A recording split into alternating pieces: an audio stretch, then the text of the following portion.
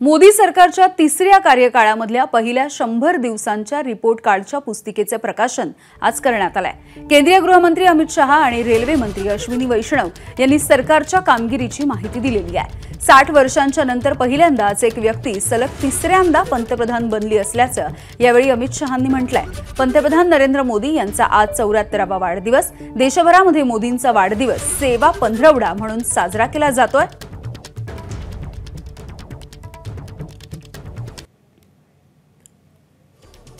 जुन्या पद्धतीचा शिक्षणामध्ये समावेश करून नवी शैक्षणिक धोरण आणलेलं आहे। मोदी सरकारचं हे रिपोर्ट कार्ड आपण बघतोय। डिजिटल इंडियाच्या कल्पनेला जगातले अनेक देश स्वीकारू पाहतात। 60 कोटी गरिबांना घर, शौचालय, पाणी, गॅस, रेशन देण्याचं काम हे 10 वर्षांमध्ये झालंय।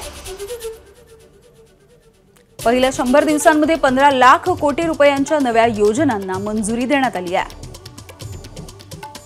महाराष्ट्रातील वाढवण बंदराला मंजुरी हे पहिल्या 100 दिवसांमधलं सगळ्यात मोठं काम।